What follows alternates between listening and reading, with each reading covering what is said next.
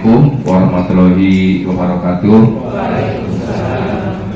Salam sejahtera untuk kita semua. Yang saya hormati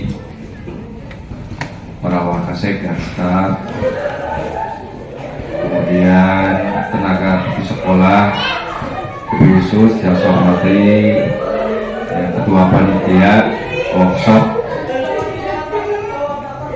refleksi pembelajaran dan penerapan budaya positif, khususnya di SMA Polompong yang telah mempersiapkan kegiatan ini dengan baik dan terencana dalam satu program sekolah. Pada pertemuan ini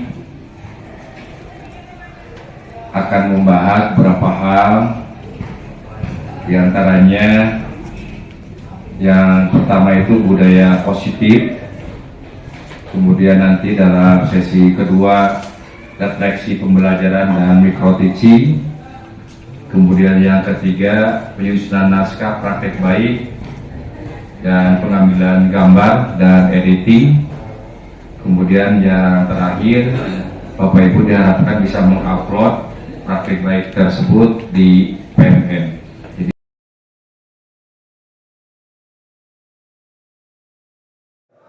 Assalamualaikum warahmatullahi wabarakatuh. Waalaikumsalam warahmatullahi wabarakatuh. Selamat siang, ya, salam dan bahagia untuk kita semua. Jadi syukur mari kita panjatkan kepada Tuhan yang Maha Kuasa karena kita diberikan kesempatan dan juga kesehatan. Ya. Untuk siang ini kita akan sama-sama menyimak materi dari isu ini yang mengenai budaya positif. Ya, kita tahu Bapak Ibu di SMA 1 Parongpong ini tingkat kedisiplinan dan juga keteladanan yang dilakukan oleh siswa itu sangat tinggi. Mungkin dari Ibu ini punya perspektif lain dalam menanganinya. Ya, mudah-mudahan isu ini bisa membagikan pengetahuan dan pengalaman kita semua, ya. Untuk pertanyaan kita akan batasi ya, Bapak Ibu, ya. Silahkan saja. Bebas langsung bertanya ya. Maka Bu ini dimulai. Ya, terima kasih Pak Irfan. Assalamualaikum warahmatullahi wabarakatuh. Waalaikumsalam warahmatullahi wabarakatuh. Puji dan syukur kehadirat Allah Subhanahu wa taala, berkat rahmatnya kita hari ini bisa berkumpul ya Bapak Ibu dalam keadaan sehat dan bahagia tentunya. Pada bahagia kan Ibu-ibu? Bapak-bapaknya udah hilang sekarang ya. Baik, pada kesempatan kali ini izinkan saya untuk mendesiminasikan pemahaman saya tentang salah satu materi yang ada di diklat calon guru penggerak, yaitu mengenai budaya positif di sekolah. Kalau misalnya saya bilang budaya positif, apa sih yang ada di benak dalam benak pikiran ibu-ibu? Positif, jangan yang lain ya. Budaya positif. Menurut ibu-ibu apa itu? Kebiasaan yang baik, budaya yang baik, apalagi? Ada yang lain? Kebiasaan. Baik, memang betul ya, budaya positif itu adalah kebiasaan yang dilakukan untuk meningkatkan karakter siswa. Boleh dilanjut. Nah, apa itu budaya positif? Budaya positif terutama di sekolah adalah nilai-nilai, keyakinan dan kebiasaan di sekolah yang berpihak pada murid agar murid dapat berkembang menjadi pribadi yang kritis, penuh hormat dan bertanggung jawab. Intinya untuk berkarakter ya Bu. Sebenarnya di sekolah kita budaya positif sudah ada ya. Misalnya kalau pagi-pagi ada greeting ya, morning greeting, kemudian dimulai dengan membaca Al-Quran. Itu adalah salah satu contoh dari budaya positif. Nah, kemudian apa sih pentingnya budaya positif di sekolah? Untuk mendisiplinkan. Kemudian apa lagi? Menumbuhkan karakter baik, lebih sopan. Terus apa lagi? Menumbuhkan rasa tanggung jawab siswa. Hanya siswa saja? Ya, oke. Oh, ibu jadi serius gini ya? Nah, tenang aja. Oke, ya budaya positif itu sangat penting. Bagi saya terutama ya, sekolah itu adalah rumah kedua bagi saya. Apalagi artinya kalau misalnya di lingkungan sekolah kita itu menyebabkan kita tidak betah, tidak ada kegiatan yang membuat kita senang di sekolah ya. Dan itu harus ditumbuhkan dengan apa? Dengan dengan kebiasaan-kebiasaan yang positif atau yang baik.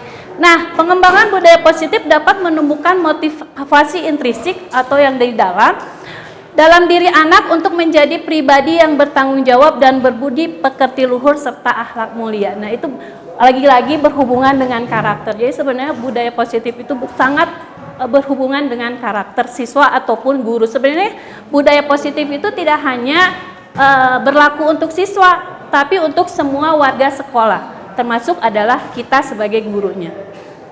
Mangga lanjut.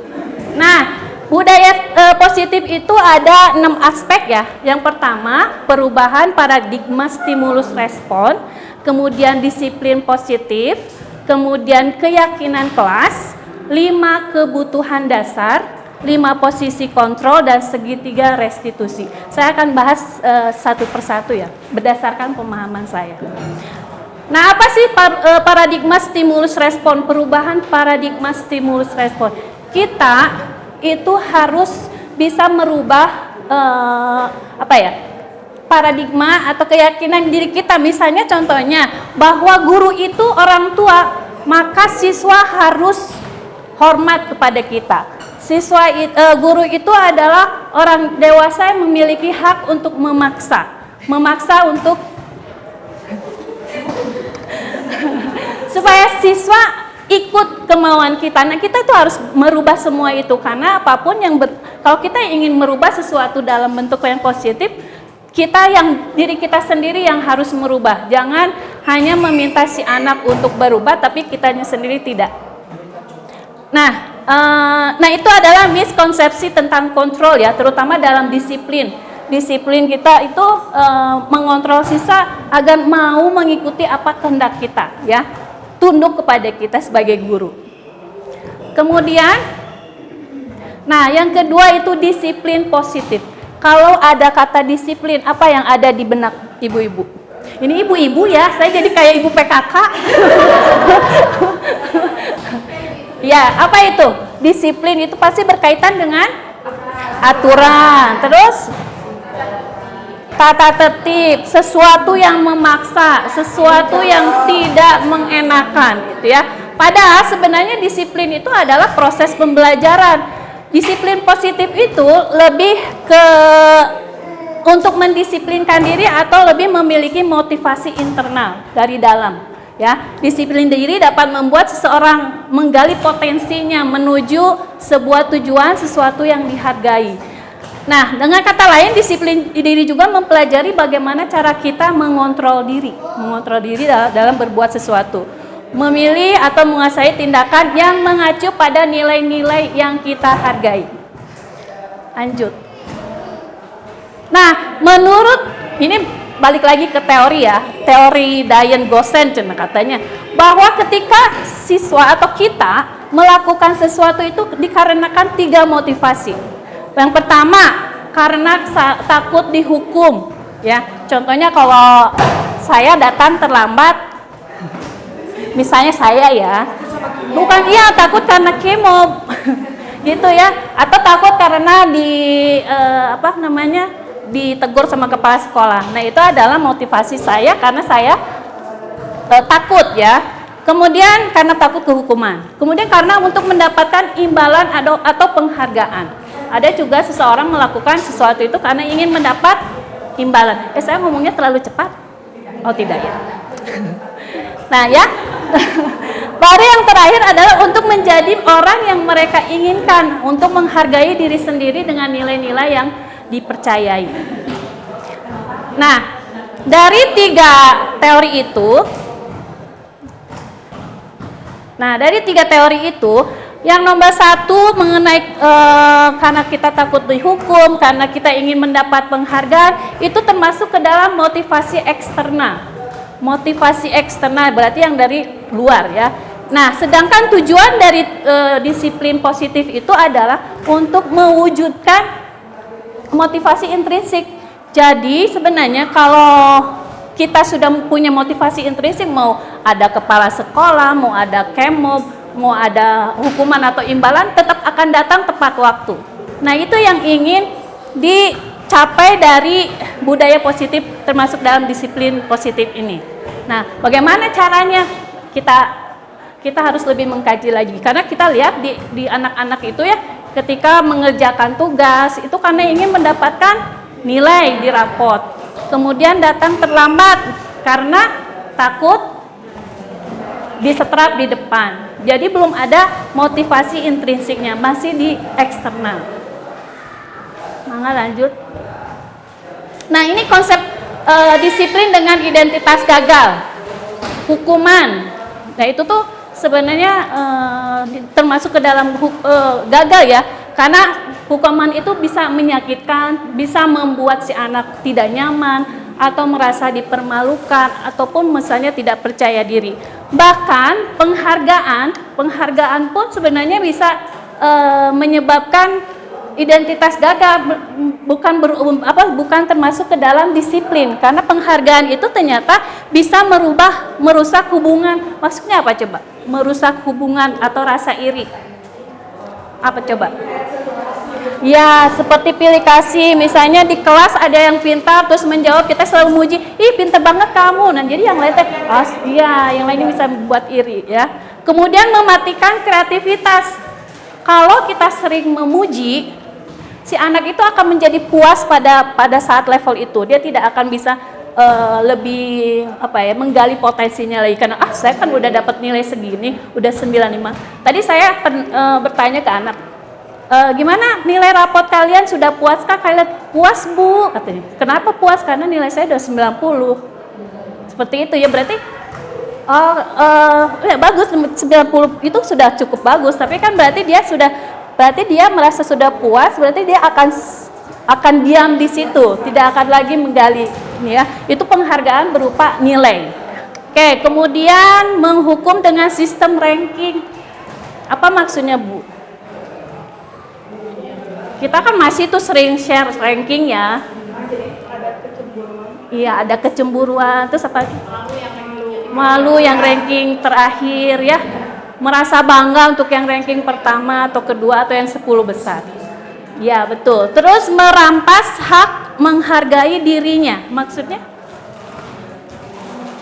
Kita kan kadang memberi penghargaan karena satu bidang misalnya ya, padahal setiap orang mempunyai bidangnya masing-masing, achievementnya masing-masing yang perlu kita hargai. Misalnya saya memuji si A di bahasa Inggris, yang si B yang di bahasa Sunda misalnya merasa, berarti saya nggak bisa bahasa Inggris dong, gitu ya. Jadi di situ akan merasa dirinya, ada saya mah nggak bisa bahasa Inggris. Dari situlah muncul, rasa tidak menghargai dirinya. Tuh. Lanjut. Nah, dari sini kita butuh melakukan keyakinan kelas. Keyakinan kelas itu apa sih? Keyakinan kelas itu nilai-nilai kebajikan atau prinsip-prinsip universal yang disepakati bersama secara universal lepas dari latar belakang suku, negara, bahasa maupun agama. Jadi sebenarnya kita di kelas sebelum kita memulai itu kita harus banyak keyakinan kelas dengan, kenapa nggak peraturan kelas aja? Kalian tahu nggak? Apa sih kalau peraturan kelas seperti apa? Kelas kan biasanya kalau sebuah peraturan itu sifatnya memaksa. Oke, memaksa. Ibu pernah bikin peraturan kelas? Pernah? Contohnya seperti apa? Tidak boleh terlambat. Terus? Kalau saya contohnya tidak boleh berbahasa kasar. Tidak boleh berbahasa kasar. Kalau saya tidak boleh terlambat, kecuali saya. Tidak boleh terlambat kalau saya sudah masuk. Enggak, bercanda. Ya. Iya. Ya keluarin aja, dengarnya nggak apa-apa kok. Biar nanti. Nah ya, Kenapa tidak peraturan kelas aja? Kalau dulu memang peraturan kelas, tapi sejak sekolah merdeka, ada guru penggerak, lebih baik dirubah peraturan kelas menjadi keyakinan kelas. Karena apa? Peraturan kelas itu yang membuat hanya sepihak, misalnya saya, ya. Tapi kalau keyakinan kelas, kita melibatkan seluruh siswa yang ada di kelas. Kalau keyakinan sekolah berarti semua harus terlibat, antara guru, siswa, TU, bahkan mungkin harus disosialisasikan dengan orang tua, ya. Nah, ini keyakinan kelas. Oke, lanjut.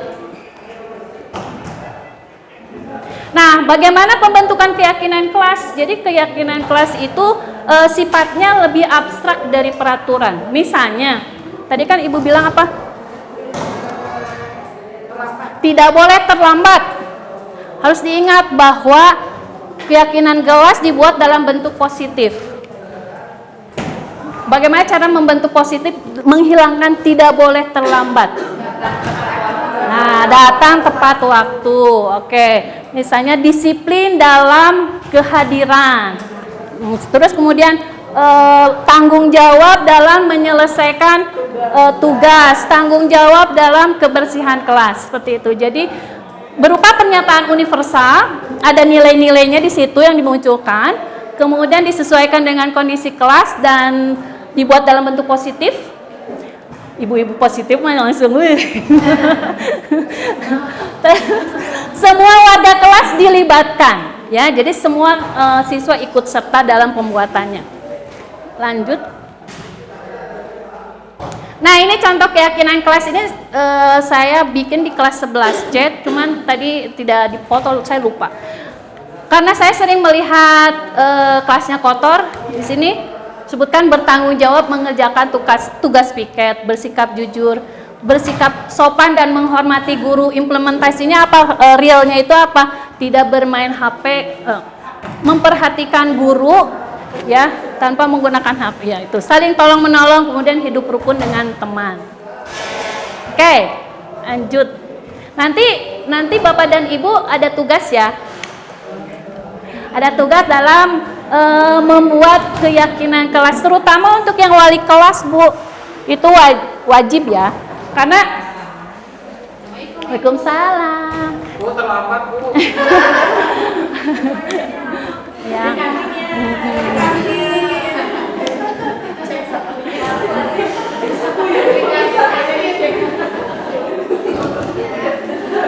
Jadi nanti ini wali kelas nih wajib membuat keyakinan kelas bersama anak-anaknya, siswa-siswanya, dan keyakinan kelas itu ditempel. Kemudian ya seminggu sekali dibacakan lagi biar mengingatkan, ya. Karena kan si anak itu susah hafal, gampang lupa. Jadi ditempel. Oke.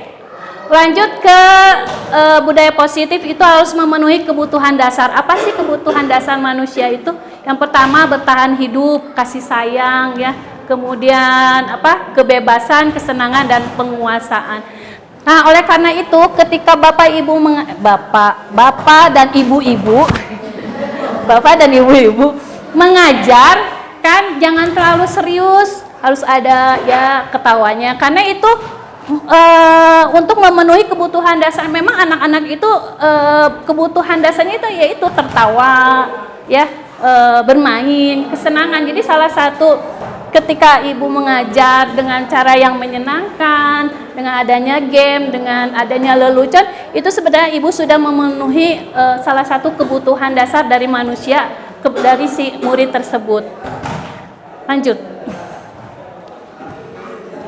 Nah, sekarang ini ke posisi kontrol. Ketika kita mendisiplinkan siswa, kita itu bisa berada di beberapa posisi, ya. Di sini ada 5 posisi kontrol. Yang pertama itu sebagai penghukum. Ibu misalnya, saya nanya ke Bu Ros. Bu Ros, kalau misalnya ada orang yang terlambat, kucuk-kucuk, apa yang Ibu lakukan?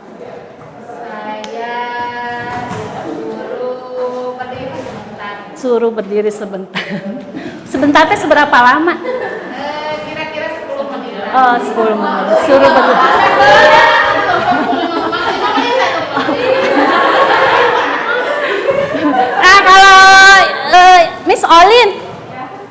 Apa yang dilakukan? Saya paling cuma sekedar Kasih tahu aja. Nah, Saya oke, Pak Irfan. saya diusap besar. Terus saya tanya, apa yang menyebabkan kamu terlambat, Nak? Kenapa bisa balik tanya? Oke, nah sebenarnya ketika ibu memberikan konsekuensi tersebut, ibu tuh berada di salah satu posisi di sini. Yang pertama itu penghukum. Penghukum itu biasanya marah-marah, tidak mau tahu alasan siswa seperti apa. Misalnya datang tiba-tiba kucuk-kucuk, kamu manya, Winnie deui, terlambat deh, kayak gitu ya. Udah kamu lari misalnya, suruh lari. Nah itu ada nada kasar, ada nada marah, tidak menerima alasan si siswa. Nah di situ posisi kita itu, posisi guru itu sebagai penghukum. Kemudian kedua, membuat merasa bersalah. Misalnya saya suka gini nih, kan ada ada siswa yang jarang masuk. Saya suka bilang gini, ih atuh kamu teh kenapa nggak masuk terus? Ibu kan jadi malu, dimarahin sama kepala sekolah, ditegur sama BP. Nah itu tuh sepertinya kesalahan yang dilimpahkan kepada si anak. Ya, kalau anaknya ngerti sih dia bakal bersalah, menurut temannya ya gitu aja lah ya, biasa aja. Ya, nah yang ketiga itu adalah sebagai teman. Seperti apa coba sebagai teman? Diusap. Bisa ya? makan-makan biasanya. Iya, makan-makan. Iya, hari kamu. Ngobrol, cari. Iya, hari kamu kenapa terlambat ya gitu ya. Hari kamu tahu nggak ini jam berapa? Ya udah besok jangan terlambat lagi ya. Nah ini sebenarnya kalau menjadi teman itu sebenarnya kurang baik juga. Nanti si anak itu akan mencari perlindungan kepada kita. Si ibu itu mah ada bager karena kita menganggap teman ya. Ya jadi calutak. What is the meaning of calutak?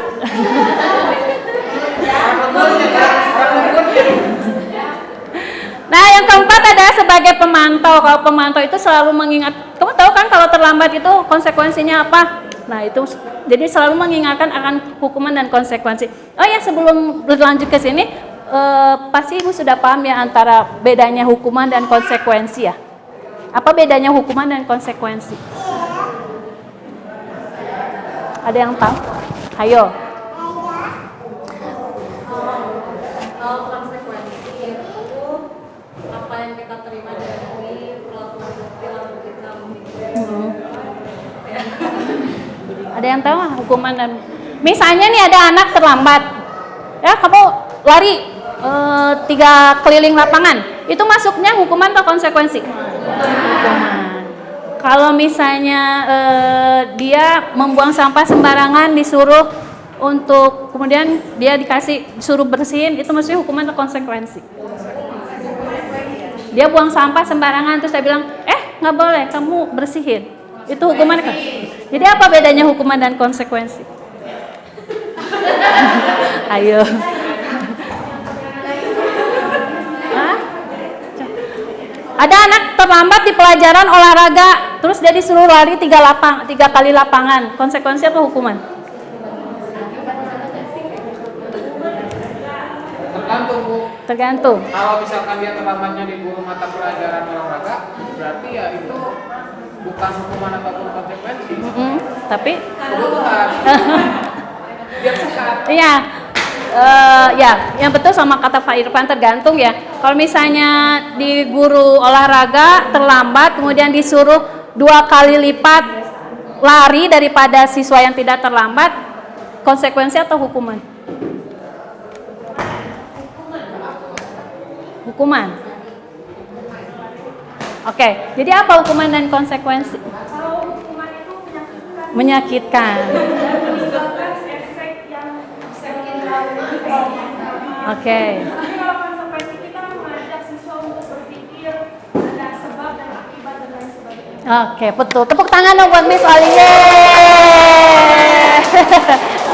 Nanti dapat coklat dari Bu Yuli. Ya betul ya, kalau hukuman itu lebih ya membuat si anak lebih rendah diri, menyakitkan. Kalau konsekuensi itu lebih relevan dengan apa yang dia lakukan. Contohnya ketika dia buang sampah, ya harus bersihkan, itu konsekuensi dan ada solusinya, berarti kan bersih. Tapi kalau misalnya ada anak terlambat suruh jalan jongkok, apakah itu ada solusinya ke depannya atau hanya cukup menghukum si anak aja? Nah, harus dipikirkan ya. Jadi nanti ketika ibu-ibu dan bapak memberikan konsekuensi terhadap anak yang bermasalah, itu harus dilihat apakah hukuman atau konsekuensi. Nah, yang paling ideal itu adalah manajer. Kita berfungsi sebagai manajer. Kita memonitor, merespon, menunjukkan tanggung jawab, bertanya kepada si siswanya. Terus kemudian kita juga membantu si anak untuk bisa mencari solusinya. Misalnya si anak terlambat datang, kita tanya kenapa. Karena misalnya, Bu, karena saya harus mengantar adik, misalnya seperti itu ya.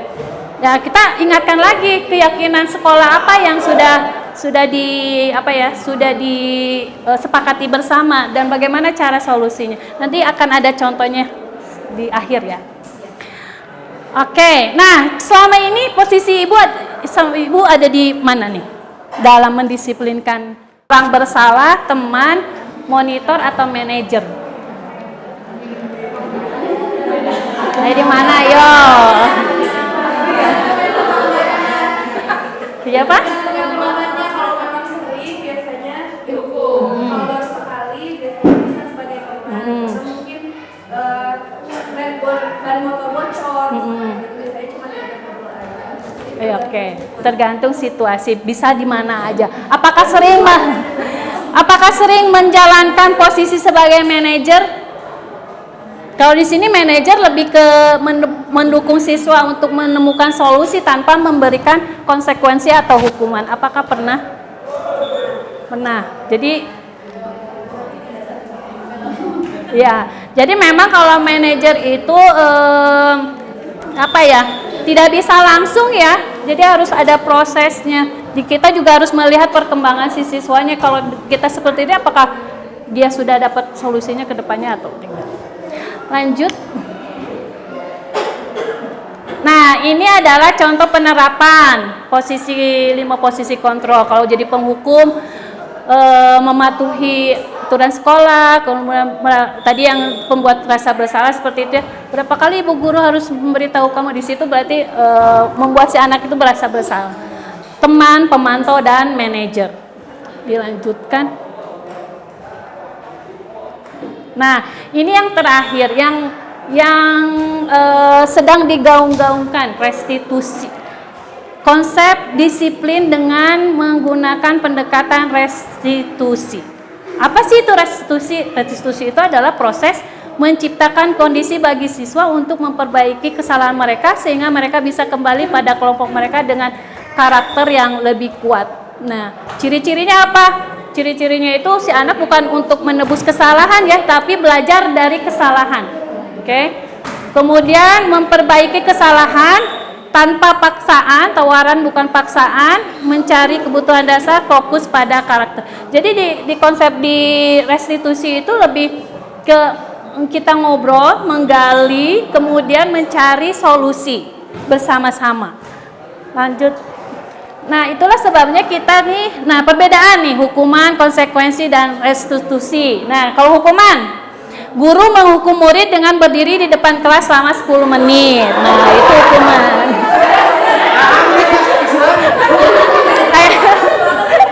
Berarti itu posisinya sebagai hukuman, pemberi hukuman. Guru memberikan, ini contoh kasus sering tidak membuat PR. Kita sering kan ya, anak-anak tuh banyak yang tidak membuat tugas. Nah, guru memberikan konsekuensi mengerjakan PR 3 kali lipat, boro-boro 3 kali lipatnya, 1 kali lipat aja nggak dikerjain gitu. Terus diingatkan lagi peraturan. Nah, kalau restitusi itu begini, guru menanyakan keyakinan kelas dan membantu murid menyelesaikan masalahnya. Jadi ketika kita sudah membuat keyakinan kelas di awal, kan tanggung jawab melaksanakan atau membuat tugas ya. Kita tanya tuh ke anaknya, keyakinan kelas apa yang sudah kamu langgar? pasti dia bilang tanggung jawab dalam menyelesaikan tugas, saya seperti itu. Jadi kita menanyakan keyakinan kelas yang sudah kita bikin dan kemudian dia langgar. Kemudian guru terbuka dan murid menghormati dirinya dan orang lain. Jadi di restitusi itu tidak ada, guru itu tidak sebagai menyalahkan gitu.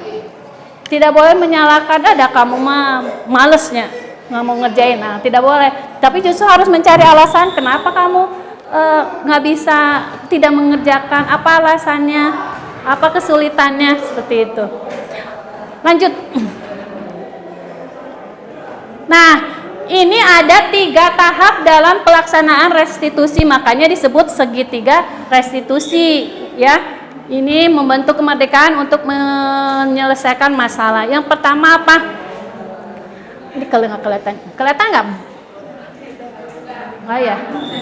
Nih, ini validasi tindakan yang salah. Kemudian ini apa ini? Kecil banget ya. Coba di sebelahnya. Nah, ini yang pertama menstabilkan identitas. Menstabilkan identitas itu artinya tidak menyalahkan ya. Jadi ketika ada yang datang tidak terlambat gitu, kita bilang, ibu juga pernah terlambat. Ya, jadi bingung ya. Tidak ada manusia yang sempurna. Nah, itu sudah menstabilkan. Jadi si anak tidak merasa bersalah katanya. Karena di situ kita tidak boleh membuat si anak merasa bersalah. Ya benar.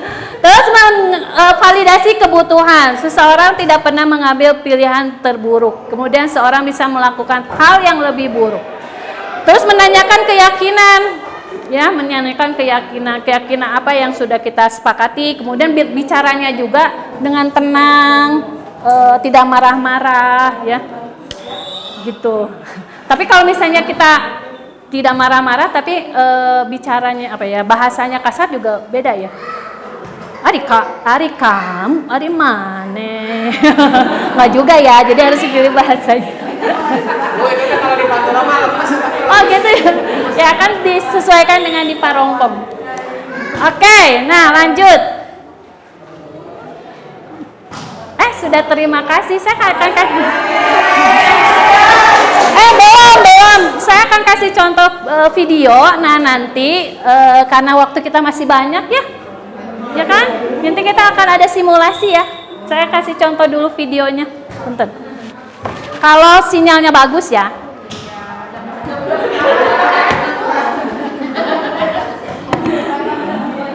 Kalau sinyalnya bagus, kalau nggak bagus gimana? Betul. Sebetulnya kan sistem ranking ini sudah lama dihapus.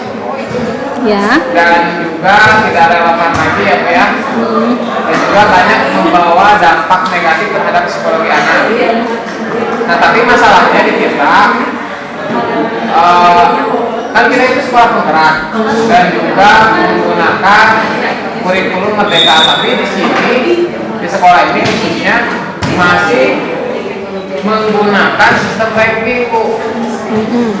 Gitu. Karena apa? Karena ada tuntutan baik dari pimpinan maupun dari orang tua. Nah, mohon solusinya ya Bu, gimana caranya? Gimana solusinya? Ya, teman jadi tidak sejalan gitu sistem ranking itu. Jadi pimpinan inginnya ada ranking, orang tua inginnya ada ranking, tapi dari kami gitu ya sebagai yang berhubungan langsung di bawah tidak menginginkan ranking, tetapi ranking itu harus ada. Nah, bagaimana Bu solusinya biar sistem ranking ini tidak digunakan lagi? Oke, terima kasih Pak Ipan pertanyaannya. Pak Ipan bilang bahwa sistem ranking itu sebenarnya sudah tidak boleh, tapi karena kebutuhan dan permintaan dari pihak sekolah, orang tua, akhirnya di sekolah kita masih menggunakan ranking seperti itu ya Pak ya? Iya. Nah, bagaimana caranya menghilangkannya seperti itu? Ada yang mau bantu jawab dulu sebelum saya jawab? Ayo. Apakah ada? Bagaimana? Bagaimana caranya? Kan sistem ranking itu udah nggak boleh, tapi karena permintaan sekolah, atasan, orang tua, jadi ranking itu tetap ada.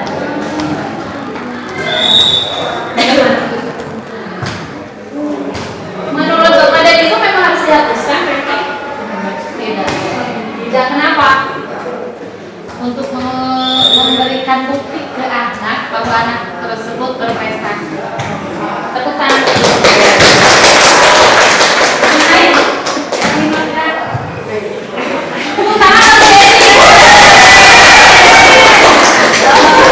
Kalau saya beda sama Bros, tidak perlu karena kita memberikan pandangan yang mindset kita kepada orang tersebut bahwa kita itu tidak bisa menilai dalam satu aspek. Jadi ketika si A itu misalkan secara nilai pengetahuan yang tinggi itu kan mengharuskan di dalam, jadi mungkin yang ranking satu di bidang pengetahuan grade A, untuk yang penampilannya mungkin si anak B. Jadi tidak bisa di ranking itu karena beberapa aspek kita juga ya itu sih. Tapi ini ada tuntutan dari kepala sekolah pada ranking. Nah, gimana menurut Bu Yesi? Apa yang akan Bu Yesi lakukan? Ya berarti kita ngobrol sama kepala sekolah. Tapi jadi terlanjut. Wah, bisa gantikan waktunya saya. Ya memang sulit ya Pak kalau misalnya tuntutan dari atasan kita meminta untuk melakukan hal itu. Berarti memang seperti Bu Yesi harus ada komunikasi ini antara atasan kita. Kalau misalnya memang harus ada ranking, kalau saya sebenarnya tidak pernah langsung dikasihkan, langsung diumumkan di depan kelas gitu ya. Jadi saya tetap simpan rankingnya kecuali anak-anak setuju mau, kemudian orang tua juga meminta, baru saya kasih. Tapi kalau misalnya anak-anak diam aja, orang tua bilang saya tidak pernah melihat Miss beda artinya rankingnya segini, karena saya percaya bahwa anak itu tidak harus bisa semua mata pelajarannya. Dia mungkin istimewa di Sunda, yang lainnya tidak. Kalau misalnya di ranking itu berarti semua dia harus mampu. Jadi saya mah tergantung permintaan Pak Irwan.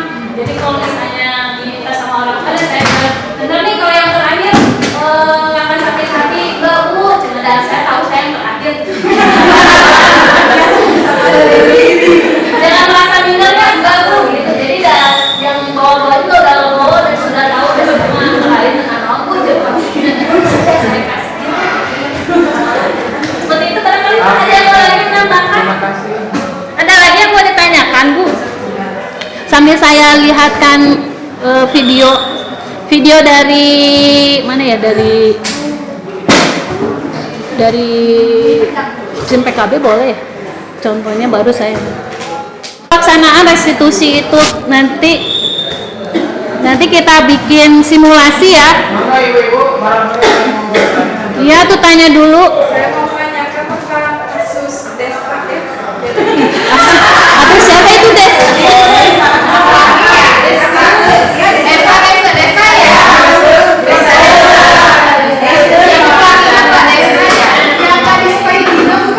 Ya gimana? Jadi tidak mau didengarkan perkataan misalnya, jadi kita tuh harus mengulang-ulang terus gitu. Jadi tidak mau mendengarkan sekali apa yang harus diulang-ulang atau dipasarkan, dia mengulang hal yang sama terus. Ibu Kesalahannya. Terus kan kalau hukuman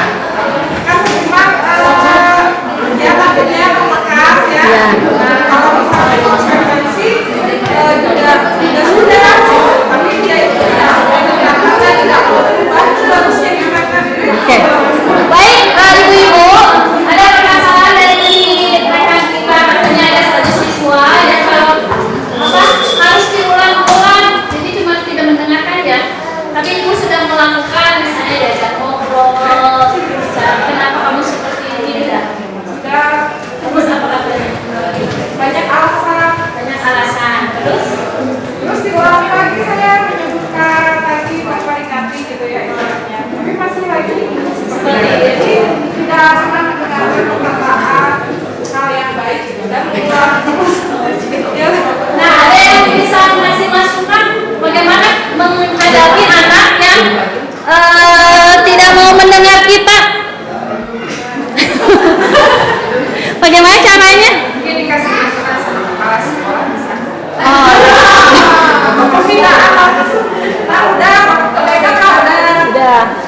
ke Karena itu salahnya. oh gitu. Banyak peraturan udah lagi berarti ke orang tua. Peraturan sudah. Masih kene. Kalau saya ada pribadi. Bahagia. Bahwa Esa itu suaranya bagus. Jadi kayaknya sama Bahagia ada harmoni. Berarti Bu Yesi sudah bisa menggali potensi desa ya. Kalau menurut saya ya, kalau tadi menyimak pemaparan ibu guru tadi, berarti kalau seseorang itu kan melakukan sesuatu pasti ada penyebabnya. Nah, penyebabnya pasti berkaitan dengan kebutuhan dasar manusia. Berarti dia ada kebutuhan dasar yang tidak terpenuhi. Artinya apakah kalau misalkan tadi ibu, ya sebetulnya ada perhatian. Caper. Artinya kebutuhan dasar kasih sayang ya. Ya. Saya tidak terpenuhi. Nggak tahu saya apakah tidak terpenuhi di rumahnya, apakah bersama teman-temannya, apakah di sekolah dengan guru. Saya tidak tahu itu harus di assessment. Jadi kita harus, menurut saya kita harus tahu dulu apa sih kebutuhan dasar yang belum dia penuhi. Belum terpenuhi. Misalnya dia sih, oh saya tahu mau karaoke, saya karaoke,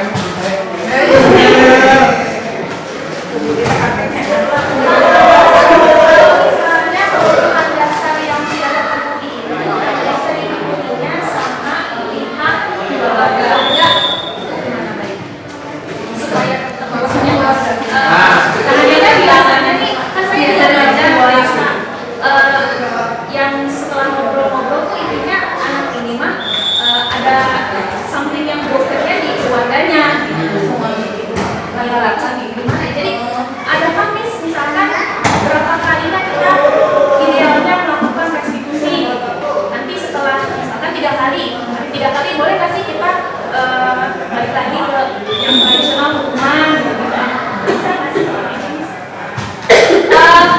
kalau menurut saya ya selama dia jadi murid di sini ya kita harus selalu melakukan restitusi itu ya selama dia ada di sini kalau misalnya ada hukuman apa nah itu kembali lagi ke keyakinan sekolah mau seperti apa makanya memang sekolah itu harus membuat keyakinan sekolah dulu nih bersama siswa guru gitu ya bagaimana kalau misalnya ada siswa yang seperti ini nah itu harus dibuatkan keyakinan itu jadi nanti kita bisa mengacu ke keyakinan itu makanya itulah pentingnya mungkin kita harus mulai dengan di sekolah atau di kelas kita membuat keyakinan itu jadi ketika masih ada anak yang melanggar kita ingatkan lagi keyakinan apa yang mereka lakukan kalau sekarang kan kita masih abu-abu ya tidak saya pernah membuat surat perjanjian dengan anak kalau sekali lagi kamu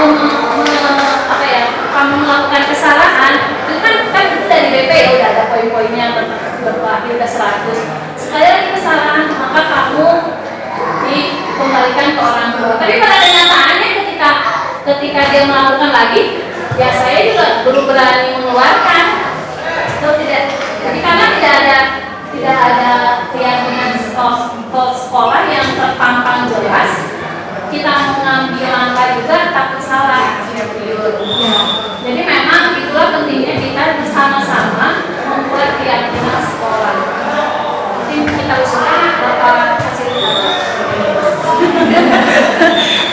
Ini tapi kalau kayak ini restitusi memang tidak ada batas.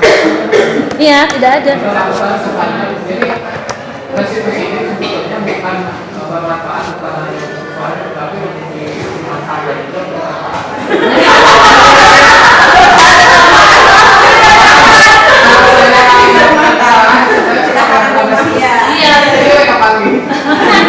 Jadi selama siswa ada di sini ya terus aja bolak-balik restitusi ya. Nah, proses untuk PSA berarti kalau misalkan masalahnya dengan orang tua ya kita harus meyakinkan orang tuanya karena berapa persen desa hidup di sekolah kan misalnya di rumah artinya yang mengontrol itu kan di rumahnya kan adalah koordinasi sekolah di sana.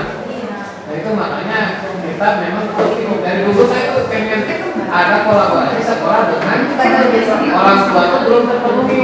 Jadi pertemuan dengan orang tua itu hanya sebatas momentum pembagian rapor dan sumbangan itu untuk selebihnya belum ada. Gitu. Atau bisa aja Bu, kalau misalkan SSS beli, arahkan aja keyakinan kelas desa itu untuk apa? Oke, kalau misalkan saya tidak sama sekali keyakinan yang saya tidak memang sudah sekali sekolah. Seperti itu. Jadi intinya gini, Bapak dan Ibu, kita kalau sakit ke dokter sekali, 2 kali, 3 kali, 4 kali kesembuh semua, apakah kita akan gagal sekolah situ? Tidak kan? Akhirnya kasih tahu aja ke orang tua.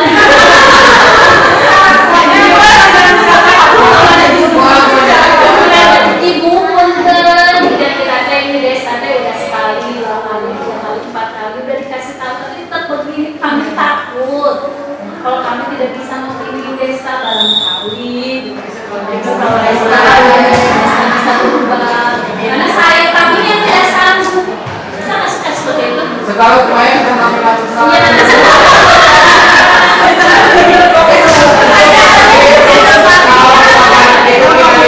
oleh ekosistem di keluarga ya kita bisa apa?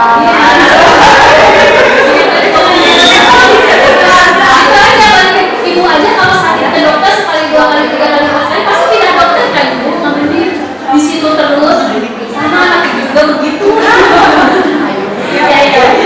Kenapa ya? Kita kehalangan nih. Maaf ya. Ada? Bentar lagi. Udah sore ya? Satu aja ya. Jadi nanti. Nggak kedengeran? Speakernya jangan tuh. Oh bisa. Pakai Bluetooth. Sebentar ya. Itu misalnya udah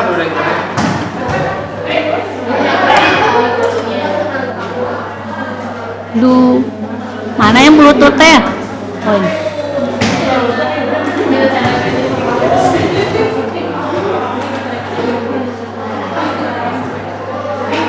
nah kita nama speaker teh anu 2000 Ini bukan? ya coba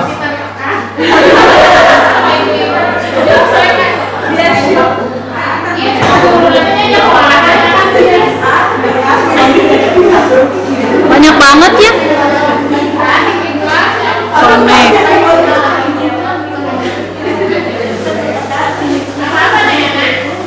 Ada nggak? coba aku di setel YouTube tapi masih connecting itu Iya.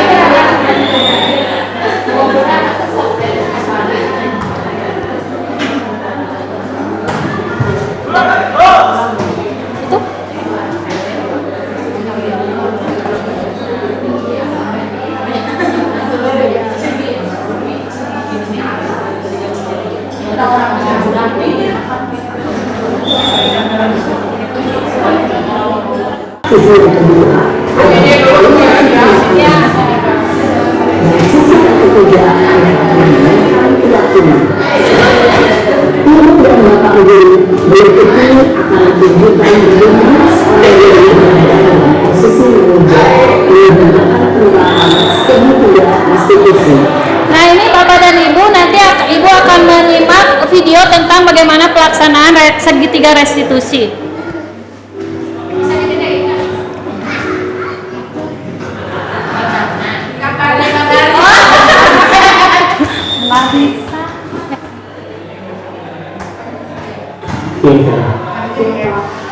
Sudah lama nggak ketemu sekarang? Kenapa hari ini ada di sini? Kesel Pak, kesel banget. Masa aku dikatain tukang fitnah Pak? Ya aku marah lah. Aku dari katain Eka di depan kelas. Kesel banget. Oh begitu. Ya pasti kamu marah dan kesal. Bapak juga akan marah apabila ada yang menuduh Bapak seperti itu. Kemudian pada saat itu kamu melakukan apa? Ya saya langsung ngatain Eka lah Pak. So banget, saya bentak-bentak dia depan teman-teman lain. Oh begitu. Pasti kamu melakukan seperti itu karena suatu alasan tertentu kan? Iya lah, masa saya biasa aja Pak. Ya saya ada gini lah. Masa saya dituduh tukang fitnah? Ya wajar lah. Mempertahankan harga diri itu sesuatu yang penting buat kamu. Untung kamu tidak lebih kegagalan. Hanya membentak-bentak. Iya Pak. Untung saya masih bersabar dan hanya membentak saja. Sudah gemes padahal, saya pasti bela diri lah. Ya pasti ya. Tapi kamu memilih untuk tetap bertahan dan bersabar.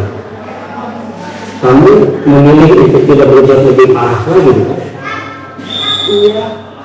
Nah, sekarang coba kita lihat lagi tindakan kamu yang bentak-bentak Eka di kelas. Tindakan kamu itu kira-kira sesuai dengan keyakinan kelas atau prinsip kamu tidak? Enggak lah Pak. Capek Pak dilaksanakan. Jadi keyakinan atau prinsip mana yang kurang sesuai dengan keinginan kamu? Ya, saya sebenarnya sangat menghargai orang lain. Mungkin saat itu saya menjadi emosi. Jadi tidak menunjukkan sikap itu. Kamu meyakini tidak? Menghargai orang lain itu penting buat kamu. Yakin lah Pak. Iya, setuju. Kita harus saling menghargai. Namun, ada juga keyakinan yang kita sepakati yang perlu kita jalankan apabila kita sedang marah, kan? Ya, saya bisa lebih proaktif, mulai dengan diri sendiri. Saya bisa jadi lebih sabar, mengambil waktu jeda untuk berpikir mau apa selanjutnya. Kira-kira kamu bersedia memperbaiki masalah ini tidak? Bersedia Pak. Kalau kamu memperbaiki masalah ini, kamu akan menjadi orang seperti apa? Saya akan menjadi orang yang bertanggung jawab kali ya Pak. Dan senantiasa proaktif. Iya, menurut kamu bagaimana rasanya menjadi orang seperti itu? Ya nyaman lah, bangga bisa bersabar dan bertanggung jawab. Baiklah kalau begitu. Yuk kita pikirkan bagaimana memperbaiki masalah ini. Oke, apa yang Ibu pelajari di sini berarti? Bu, yang lain udah pulang, Bu.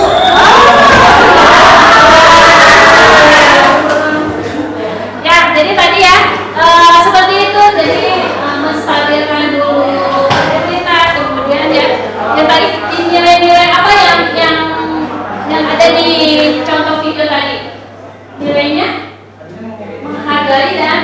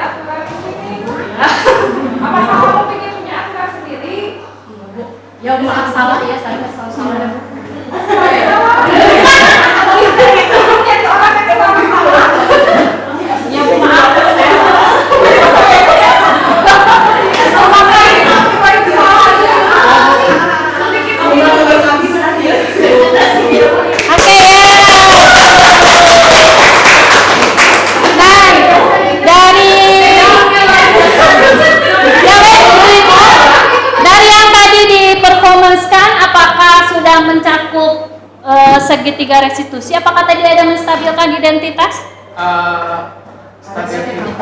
Menstabilkan identitasnya belum nampak. Belum nampak ya? Ya. Mungkin tadi ketika si siswa bilang pakai sepatu putih, apa yang akan kita sampaikan untuk menstabilkan identitas?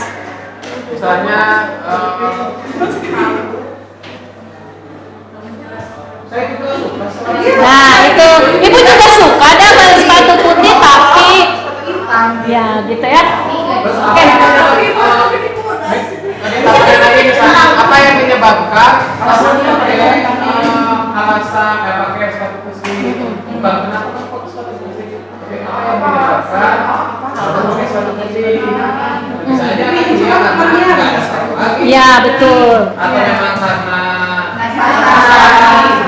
kalau dijualkan memang debatnya bahwa ya kenapa harus pakai sepatu putih? Iya. Nah itu ya. Kemudian tadi adakah menanyakan keyakinan? Tadi validasi kebutuhan? Nah, kalau keyakinan tadi karena tidak ya udah saya mah salah.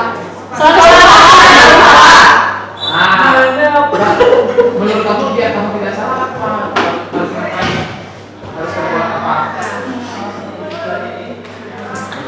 Kayak ini kan ya kayak ini juga pernah. Yang menurut kamu benar itu yang seperti apa? Pernah juga izin. Ibu izin mama saya sama sakit. Orang ibu tuh percaya sama apa kita bangun itu maksudnya. Ya, karena kita langsung menjudge atau menghukum dia bohong. Ya. Nah, mungkin kita bisa mulai dari sekarang mulai menghilangkan negativity kita ke si anak. Jadi kalau misalnya seperti tadi, tanya jago ulang tahun itu sakit apa? Ayo tadi coba Miss kalau di yang kebutuhan dasar manusia Miss tolong sama. Kebutuhan dasar manusia.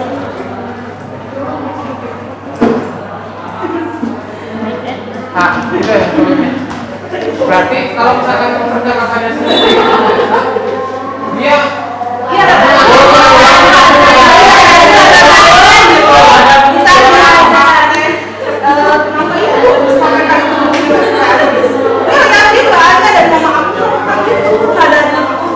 Maksudnya kemana coba? Maksudnya kemana? Di pasar. Gimana caranya? Ada ya? Berhenti dulu sebentar ya. Itu ada di situ nih. Itu yang pandang dua tuh. Yang saling bertentangan.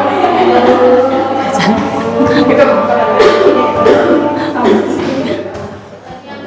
Kelihatan.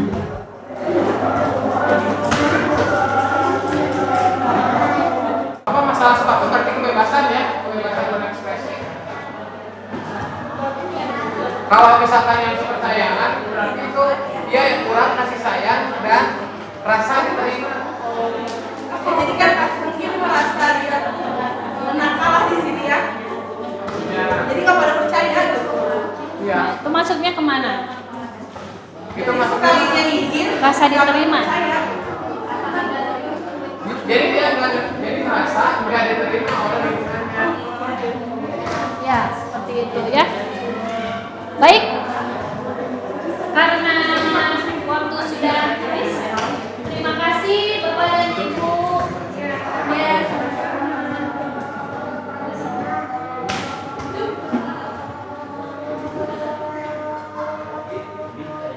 Ya.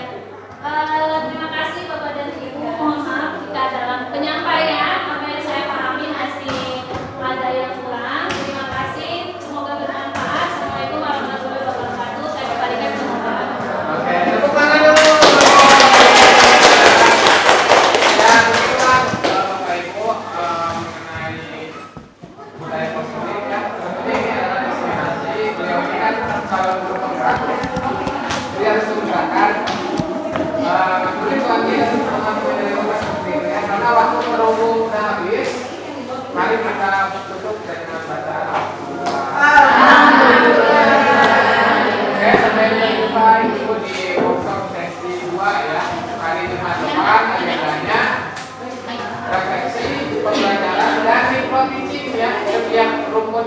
harus ada perwakilan untuk siswa teaching.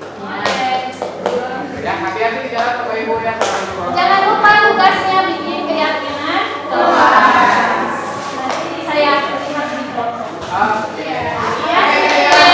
Assalamualaikum warahmatullahi wabarakatuh.